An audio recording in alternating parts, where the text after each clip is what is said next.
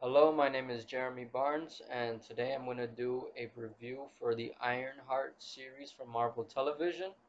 It came out, I think it was last week, with the first three episodes, and then just this past Tuesday, with the last three. It'll be a spoiler-free review for the beginning, and then I'll give my spoiler thoughts at the end. I'm gonna try to make this review pretty straightforward and not too long. So I'm gonna start first with my overall thoughts. I think this show was a really solid show, which for me had no low points, but its high points didn't soar like other MCU shows, and the best parts are only barely touched on in this season. So I hope some of that stuff that worked really well they expand on in a second season, or bring some of those elements into another project if they don't plan on continuing the show. But honestly, I think this is one of the shows that I actually really do want them to continue. So I hope we do see a season two. But I also would like to see Riri, maybe with the Young Avengers in the MCU as well. We'll see where the story takes her. But the first section I'm going to talk about is the story, and I would say that this show had a pretty strong representation. I don't know exactly about the story arc of the show, but it had a strong representation of grief and dealing with trauma and why people do the things they do. And I think that's what the story was trying to tell. And this was illustrated through the arcs of the protagonist, Riri, the main antagonist, and an additional secondary character with an interesting role in the show, but I won't talk about specifically what that is until I talk about the spoilers section. Um, Now I'm going to talk about the characters, obviously starting with the titular character Riri Williams slash Ironheart. And I would say after this show, I love Riri. She's way more interesting than she was in Wakanda Forever, and I already liked her in that. But here she is able to shine and kind of form her own kind of identity and really kind of flesh out her character a lot. And I think she's cool. The second character who I would say is kind of like mostly there with Riri throughout most of the series is her AI, Natalie, N.A.T.A.L.I.E, and she was amazing. She was a hilarious supporting character to Riri as Ironheart, being her AI, and she has like a full personality like a human, which means that Riri's AI is like advanced, like nothing we've seen before. And that's kind of what really makes Riri as Ironheart shine as her own character, separate from the Tony Stark kind of legacy that she's kind of following down. Um, and this is what is really bringing to the table that's different from what we've seen before. The next character is Parker Robbins, the Hood, and he's the primary antagonist of the show. And I would say that the acting by Anthony Ramos gives him a lot of dimensionality, because I think the way that it's written, I don't know if that's really there, but Anthony Ramos brings a lot to the role, and I think he's just straight up fucking cool. Like I really liked his style and just the way that he would speak, and all that. So I like the Hood overall. He's definitely, I think, probably one of my favorite villains from the TV side of the MCU. And he also has this little band of misfits that he brings along with him, and I'll talk about them. Um, I guess right now too. But I'm not gonna go into each one particularly because the Hood's gang overall, none of them are really that memorable besides John, who is Parker's kind of cousin through marriage, I think. But I would say that the overall team has a fun dynamic as a group. And when it comes to John, I think John was really cool and I kind of liked him more than Parker. And just like as soon as I saw him from the trailer, like just the way that he kind of behaves seemed like I would have liked him, and he does have that in the show. And he just kind of seems like a really chill guy, and I could kind of see why Riri kind of joined the team, um, just because of this guy's kind of charisma. Um, and as we see more of him throughout the show, he could also be kind of intense, which is definitely needed in the thing that they're doing on the streets of Chicago. So in that sense, I found him like believable. Um, but yeah, I guess that's all I'll say about that. And then the next character I'm going to talk about is Joe, and he has like an interesting arc in the show where in a way it's kind of the opposite of a hero's arc that you would normally see, and I kind of liked him more in the first half of the show, but I'm curious to see what he does next in the MCU. um, and I'll talk more specifically about him in the spoiler section. The next character I'm going to talk about is Zelma Stanton, and she's probably my favorite character in the show, but she was hardly in it. She was introduced in episode 4, had like a tiny little scene in episode 5, and that's pretty much it. But her introduction in episode 4 was like this is my favorite part of the show. She's not just my favorite character, but everything with her was my favorite part of the show in general. And because of that, I would like to see a spin-off with her. And a lot of people in like reaction videos that I've been watching as well have been bringing up Strange Academy. So I didn't really know exactly what that was. I had heard about it, but now after seeing her, this character, I want her to be in that show, and I want them to make that show just for her because she was fucking awesome. And she's like a magical character, which is obviously how it connects to Doctor Strange. Um, and that stuff was just like really cool. And this show bridges the gap between technology and magic. And her character does that with Riri herself. And the second trailer spoiled that. And that when I saw it in the trailer, like really hyped me up for the show. But that's kind of really like a third act sort of thing, I would say overall. But when it does happen, it is pretty cool. And I just kind of wished we got more of it. Now I'm going to talk more about Riri's kind of supporting characters, starting with Xavier, who is Riri's friend, and also the original Natalie, who was Riri's friend, who we find out pretty early on lost her life alongside Riri's stepfather, who was mentioned in Wakanda Forever. And Xavier is the brother to Natalie. Um, and in this show, he's kind of like a potential love interest to Riri, but they don't fully go there in this show. But we do kind of see like indication of like a kind of longing between them, and their chemistry is really good. Um, and Xavier's really intelligent and creative, and because of that, he seems like a really cool guy. Um, like I think I would want to be this guy's friend. I don't know how we would meet, but if we did meet, I would want to be his friend.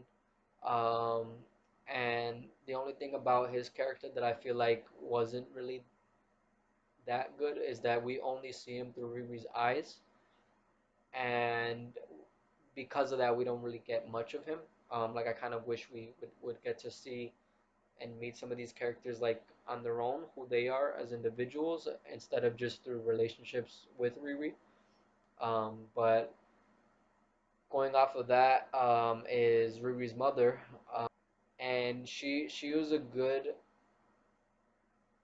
character overall. I would say the thing about her that I liked the most was that she was believable as a parent in Chicago, um, to the type of person that Riri is in the show.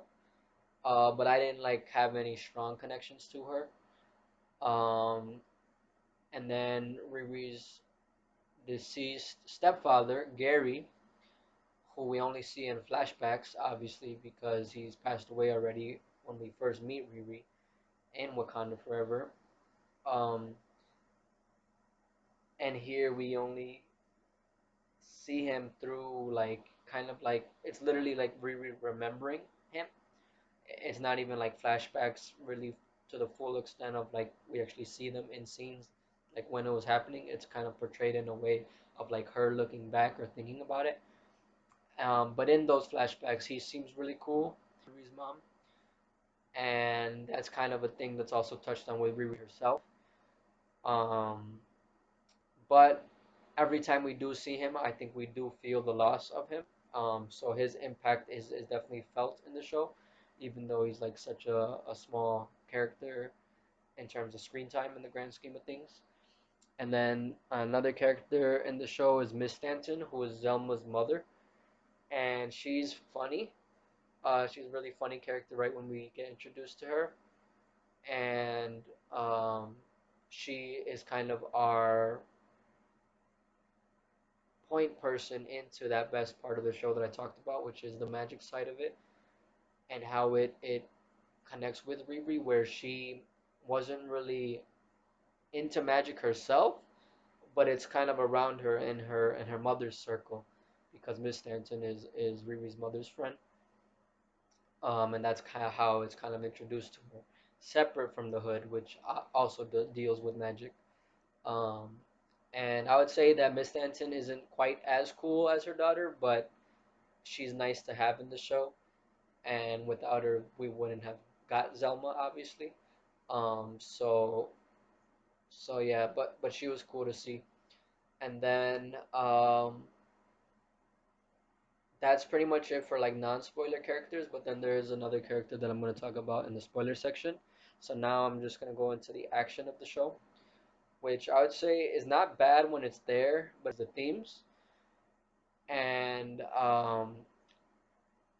I would say the main ones are grief and trauma, and it's Riri dealing with the trauma of that loss of Gary and Natalie, which she actually witnessed, and from that she is faced with like PTSD, and we get to see that where in Wakanda Forever, we got a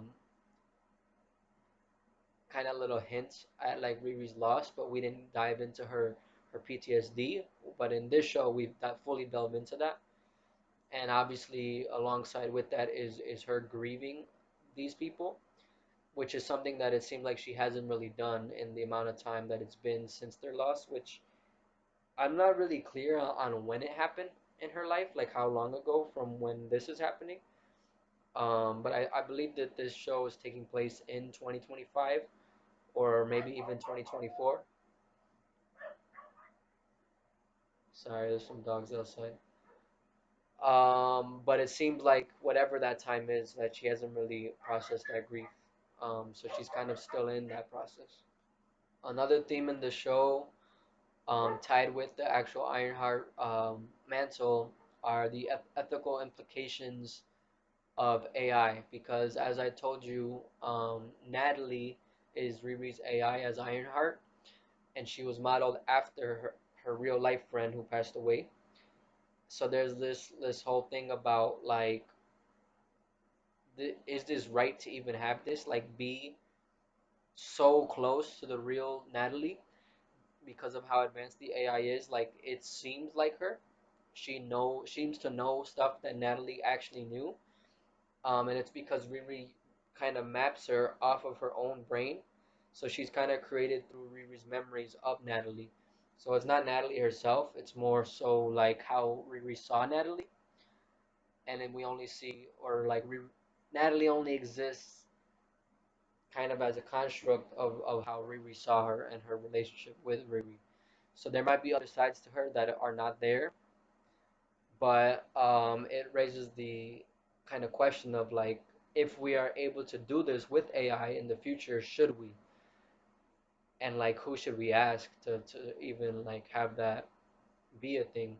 Should we ask the people before they die if they would be willing to live on in this form? Should we ask the people that they love, their family? Um, and in the case of Riri, she created her on accident, but like after the fact, seeing how advanced she is and kind of having that way to kind of connect or like feel connected to her friends still, even after her death, like it's hard for her to just give it up. So like, should you, if it does happen in that sort of way, which I don't think it would ever happen like that in real life. It would definitely be something that is genuinely like kind of planned and executed to be created like this. But I'd say that this show has definitely kind of posed the biggest questions, at least in recent media, of AI, and shown it in a way that is actually like somewhat believable. Another theme that this show um, discusses is ambition. This is something that we see through Riri, the protagonist, and the Hood, the antagonist, because they're both super ambitious people, which is what drives them together, their ambition. Because Riri wants to like create something new for the world, and the way that she describes it to her college professors and staff at her college is that she wants to revolutionize safety with this like Iron Man type armor, and also with AI, and on how AI can help you with that and could help these other like technological devices like an armor. Um, and we find out the reason for that is that loss that she experienced with her father and her friend, and that kind of drives everything that she does. And then the Hood, his ambition is really just to get to a level of power where he could do what he wants and not have to worry about anybody else. And that's also ties to his past as well. But I'm not gonna talk about that until we get into the spoiler section for him.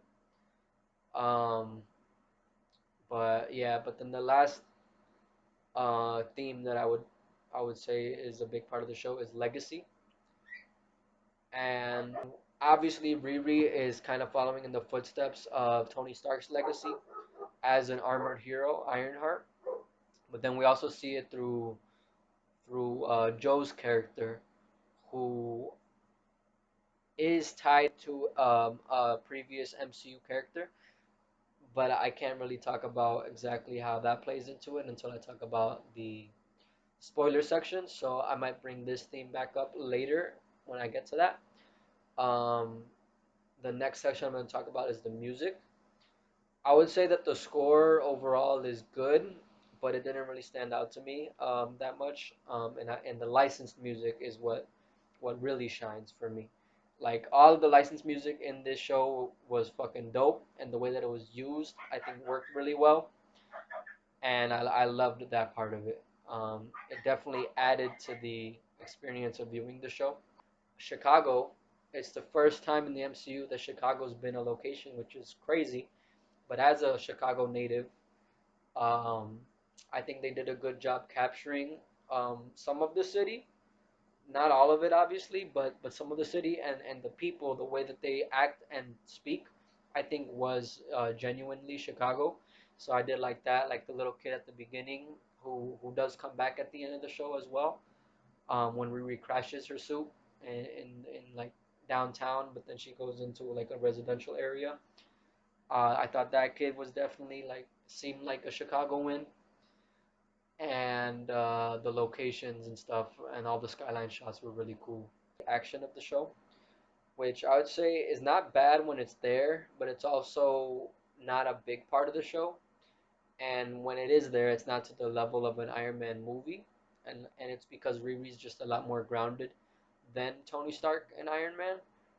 And a lot of times when we see her in the suit, like the only action that we see is just her flying. Like that's all we see. We don't see her really fighting anybody, because that's just not what she's like about. It's just used for kind of like the muscle intimidation factor, but not really for full on like fighting. Um, and I didn't really mind that, to be honest. I didn't really know what to expect when it came to that sort of thing, but I mean I took it in as it was, and I liked what they did with the suit, and I definitely didn't mind the like lack of action. And then the last section I'm going to talk about in the non-spoiler section are the visual effects, which I think are the reason this show came out so much later after it was filmed. And I think it was worth the wait because the visual effects are like pretty like spot on, perfect in my opinion. Like I didn't see any problems with it. And a lot of it is just the suit, you know, Riri flying in the suit, and it was really polished. It was really clean. I would say the only part that maybe wasn't to standard is at the end when the hood starts to really get overcome with his magic that he's using, and he starts having a physical transformation that is like it gets to a kind of weird place where he kind of actually looks like Morbius from the Morbius film, and even from the comics. And that I think was the only thing that didn't really look perfect. But everything with Ironheart herself in the armor was like spot on. And because I'm talking about that now, I'm also gonna rank the armors that she has in this series, which is three more than she did in Wakanda Forever. Where in Wakanda Forever she started with this prototype, kind of like more exoskeleton type thing, and then when she got to Wakanda, she was able to use vibranium to build a full-on suit, which was like obviously super advanced and like really slick and streamlined. But here she gets back to like basics, like kind of more in line with the early Iron Man armors. And my favorite in this series is actually the one that she starts out with, which is her Mark III, after the Mark One being her prototype and Mark Two being her Wakanda suit. The Mark III is the suit that she went back to MIT to build using grant money that she was able to earn. And this is a white suit, and I think just the white design of it looks really cool and it's really sleek. I think even though it's also kind of thick, which is just like Riri's armor, just in general, has like a thicker feel than Iron Man did, which was a lot um, more sleek. But it's just like has like really good kind of like angles, curves to it. Like it still works. It's not like just a fat suit like Iron Man's Mark One. There's still like some like thin areas that make it look very cool and aerodynamic. And that one was my favorite. My second favorite is the one that she ends with, which I didn't love. To be honest, it does look really clean, like polished in terms of the material, and I do like the colors, but I didn't like just the design of it overall. But I do like the fact that it was actually made from the car that her stepdad was working on, and which we saw in Wakanda Forever. But that car was trashed, but then rebuilt by Shuri at the end. But at the beginning of this show, we find out that Riri actually sold it to kind of fund her research at building the armors that she was working on in school. But lucky for her, she gets it back because we see that her mom actually bought it back from whoever Riri sold it to. She was able to find it, and they actually use that to make her armor, which I think is really cool because it adds like a personal touch to it, and the colors, and then Tony. It also ties back to Tony Stark, where his inspiration to design the Iron Man Mark III, which was his kind of main kind of look for Iron Man from there on out, was from his hot rod car to bring in that hot rod red. And we get that from Riri's as well, but instead of being red and gold, Ironheart is red and black, which I think works really well. And then my least favorite is the Mark IV, which honestly is just it's seemingly kind of the underlayer of her MIT suit, but then she like builds onto it a little bit more to be part of Parker's crew, and that's kind of what I'm calling the crime suit. But Riri's Mark V, which I didn't mention before, is also infused with magic, which, like I mentioned previously, was seen in the trailers, and that stuff was really fucking cool. Um, so that aspect of it, I think, makes the Mark V really cool. But like I said, I wasn't really a big fan of the design. But I hope to see more of that in the future with the magic infused with the technology. And that's something that was actually like an idea that Marvel had when Infinity War came out. They were gonna have Doctor Strange wear Tony Stark's armor and, like, do some cool shit with it on the magic side of things. Riri's the opposite, where she's the tech side, but with magic infused. Doctor Strange would have been magic wearing an iron suit. Um, so I like that they kind of brought that back, and it might kind of be a little bit of a hint of what to come when we do see the Avengers again, when we get to Doctor Doom. So it was cool that we got that in this show, and I really liked that aspect as well. Um, so that's all I'm gonna say for the non-spoilers part of my review. So now I'm gonna get into spoilers. So you're gonna have 5 seconds to close out the video if you haven't seen the show yet, but I would recommend the show. All right, so let me just go back to the characters first. Um, and let me go first about Joe. So we find out, I think in episode 3, that Joe McGillicuddy, or however you say his name, is actually Ezekiel Stane, Obadiah Stane's son, that we never knew about. And Obadiah Stane, if you don't remember, was the villain in Iron Man 1. So the very first villain of the MCU, who we find out is the one that kind of lent this information to get Tony assassinated by the Ten Rings. And who knows, he might have also been part of his parents' death as well, because he wanted to kind of take control over Stark Industries, and he's just a bad guy who becomes Ironmonger. He uses Tony's technology to create his own armor to fight Tony and tries to kill him. But when we meet Joe and he reveals this, he says that he wanted to be nothing like his dad, and he wanted to kind of make his own route, but he's still interested in technology.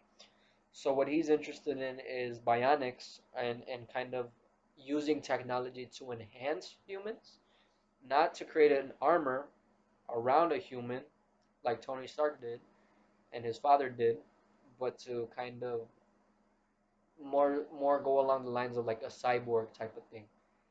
Um, and that stuff was like kind of like a weird thing that was just kind of dropped into the show. It doesn't really feel that connected with everything else, but I did like Joe's kind of character, and I liked him not wanting to be like his father because I thought he was just gonna be a straight up villain. Um, but I like that the fact that he actually is he seemed like a good guy, and I wish that he was more of that. Um, but his arc in the show is that he actually does turn to villainy because Riri uses some of his tech and it gets like lost and then confiscated by the authorities, and they're able to trace it back to him, so he gets arrested, and then he's just like, he kind of hates Riri for that because he kind of asked her to promise that it wouldn't happen in that way. So when it does, he's like, obviously pissed about it, and his whole life is ruined. Um, so when he comes back, he does get augmentation, with the funding of the Hood's gang. The Hood brings him on after he finds out what happens with John, who ends up passing away in their second mission together as a team. And that was a crazy moment in the show. And that was when the show like really started to hit for me. Episode 3 I thought was really good. Um, And yeah, but anyway, when it comes to Joe, I didn't really like the kind of villain side of him. I felt like he turned from a three-dimensional character into a very flat, kind of just stereotypical villain character.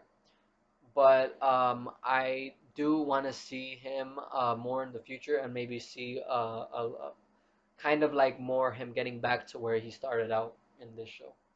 I think that would be a cool arc. I don't know what they have planned for him, and in the comics, I'm pretty sure he is just a straight up villain. So they could do their own cool thing with him, and I do hope to see more of the character. Um, Now, the other character that is a spoiler is Mephisto, who was rumored to be in this show a long time ago. But if you didn't know anything about that, then you don't know about this, and you might not even know who the fuck Mephisto is. But Mephisto is basically Marvel's devil, Satan, and he was like expected to show up in WandaVision from fans, including myself, and it would have been like kind of really cool to see if he was there. But he was first mentioned finally, like officially, in Agatha All Along, the previous Marvel television show outside of Daredevil, and now we get to finally see him in the flesh. And he wasn't really what I was expecting, but I didn't really know what to expect, to be honest. And I would say that the way that he was portrayed in the show was an interesting first look at his character, and I liked what we got, but it wasn't like super big and flashy. Like it was the performance by Sacha Baron Cohen, who was like rumored to be playing him, and that was true, is like very kind of understated.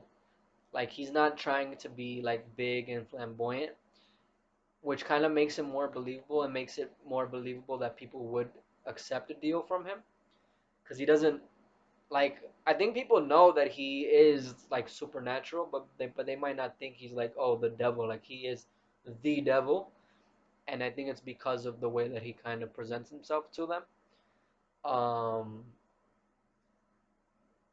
but I am excited to eventually see Mephisto's true form, which we got a little tease at in a reflection in the finale episode, which is when we are introduced to Mephisto fully.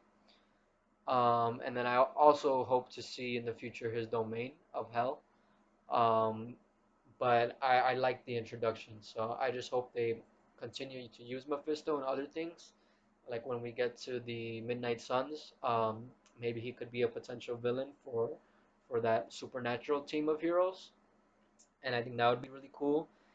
And Mephisto's always they're tied directly to Ghost Rider, so I hope to see Ghost Rider pop up soon, and we get to see Mephisto there as well. Um, Now I'll talk about the themes. The theme of legacy, how he doesn't want to follow in his father's footsteps, and that's obviously connected to Iron Man as well. And because of that, when Riri shows up on his doorstep, because she knows that he has purchased this black market tech that she could use, he doesn't want anything to do with it. But she kind of like blackmails him into working with her, and that's where he kind of learns some of the bad kind of side of himself from Riri, and he uses that against her, and then he learns to kind of stand up for himself. But before he would kind of let people just walk over him. Like when we're introduced to him, we see his bitch ass neighbor in the suburbs who lets her dog just poop on his lawn and doesn't even clean it up. But like he kind of learns to stand up for himself and like kind of become a stronger version of himself. And and Riri, the reason why she builds the armor is because her stepfather actually was a fan of Iron Man, so she herself wasn't really like too much of like a Tony Stark fan. Like she wasn't obsessed with Tony Stark or anything. She's just a genius, and she could have made anything she wanted. But because of that loss that she had, and because her stepdad liked Iron Man, she made it kind of like for him. So in a way, she's like living through him, or like kind of honoring his memory by doing this. And she also says that like people in the world, they love Iron Man, so they love iron suits, and she was able to build the best one that anybody has ever able to, aside from Tony. Been able to aside from Tony. So I kind of like that like reasoning, because I always wondered like in Wakanda Forever, like why an Iron Man suit specifically. Like it seems weird because she doesn't seem like really tied to Tony Stark. But I like the reasoning that they gave in this show. Um, and I also think another thing that was interesting about this show was the way that Riri was portrayed. Like she's not really portrayed as a hero, which I wasn't expecting. I thought she was gonna be a superhero. And even in the final moments of the show, in the finale, like she doesn't end at the arc of like a character like how you would normally expect, where maybe she doesn't start off as a hero, but she gets to that point by the end. Even at the end, she's not really a heroic character, and I thought that was really interesting because we don't really see that happen. Um, and she still falls into the same kind of bad habit that she started her journey on, which is what got her kicked out of MIT at the beginning of the show, and what leads her back home to Chicago and with this group of Parker Robbins and the Hood and John. Um, and I have conflicting feelings about the way that the show ended, where she actually makes a deal with Mephisto after seeing what it did to Parker, because she must know that's who he got the Hood from, and she knows that the Hood obviously was evil when she goes to Zelma and Zelma's mother. Like they tell her that shit is bad magic. So she must know that it's not good, and it has this like physical toll on Parker, where he's like kind of like shedding his skin, like an infection inside of his body. But yet she still makes a deal with Mephisto herself, and I guess it kind of ties to her whole PTSD thing. But like the reason why I didn't really like it is because it seems like her arc in the show is finally dealing with that trauma and realizing like that she has to face it, and that the past is the past. And that's a line that she says to Mephisto when he's trying to get her to make a deal with her, and you think that she's gonna say no because of that, and the title is called that. But we find out later where there's like a little bit of a time jump to the future, and Natalie comes back, because Natalie in episode 5 was lost when Zelma was imbuing Riri's new armor into that suit, um, with that magic. And I don't know how or why they actually used um, the same kind of energy magic from a piece of Parker's hood that Riri was took off in episode 3 and then was studying in episode 4, and I think episode 5 as well. Um, but they do, and that's why the magic is red, which means it must be chaos magic, which we saw with the Scarlet Witch, which is why everybody thought Mephisto was going to be involved with that. And also, Mephisto was involved with Wanda's kids in the comics. But she makes this deal, and this whole time she's planning, because the deal's like kind of like not really clear. Mephisto basically just tells people he'll give them the tools for them to make what they desire. He doesn't just give it to them. And this whole time, Riri is still trying to bring Natalie back, because the magic kind of expels her from the suit, and she thinks that she's finally done it when she hears Natalie's voice. But then Natalie touches Riri's head, pushing her head back, because she's like, "Yo, why are you acting weird?" And Riri finds out that she's actually resurrected in the flesh, which is crazy. I think this is the first time we've really seen that happen in the MCU. and it poses like a lot of questions for like where things could possibly go in the future, and like especially with Mephisto, like if we know that he could do this, like he could manipulate a lot of different characters. Like in the comics, I know there's a storyline with Peter Parker where he makes a deal with Mephisto to bring Aunt May back to life, and we know Aunt May has passed away already in the MCU in No Way Home. So the storyline that they seem to be wanting to adapt in Spider-Man 4 is a direct follow-up of that, which is when Spider-Man Peter Parker makes this deal. So I'm wondering now, which I wasn't expecting before, but I'm wondering now if Mephisto might show up in Spider-Man 4, which I think is called Brand New Day, um, which is the comic book storyline that it was like kind of where that happens with Mephisto. So I wonder if that's possible. I don't know if I really want that, but honestly, it would be an interesting way to kind of bring Peter and Riri together, and maybe kind of tie Peter into with the young Avengers or champions, whatever they decide to call that team of the younger heroes that are following in the footsteps of the OG Avengers. Um,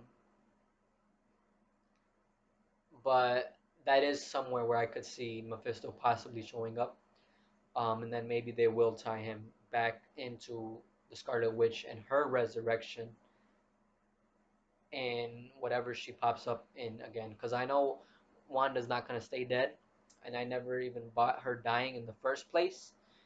Maybe Mephisto already made a deal with Wanda, like how he does with Parker in this show, when he tries to go after his father, who like disowned him, just let him go. I think after his mother died, and he tries to rob him, but it goes sideways, and so he has to run away, and he's kind of like caught in a tunnel where the police are on both sides, and Mephisto shows up, and maybe that could have happened in Multiverse of Madness at the end when Wanda's like about to have this thing fall on top of her. Mephisto could have like given her this opportunity where she could live on, and he could have like got her somewhere else before that fell. Um, I don't know. I do want to see that still to kind of have that payoff from WandaVision, which it seemed like really was set up, but not ever, actually part of the show. But we'll see. I don't know.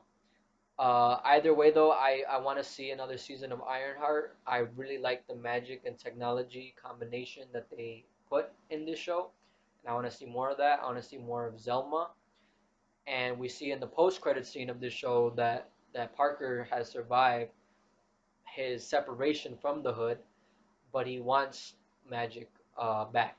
So he goes to her because he knows everything about Riri, and he's heard about Zelma, and I don't know what he plans to do. Like I don't know if he's gonna use Zelma like to kind of get at Riri still for vengeance, or if he just wants magic for himself and he's just gonna like get it from her and maybe form like this other separate alliance.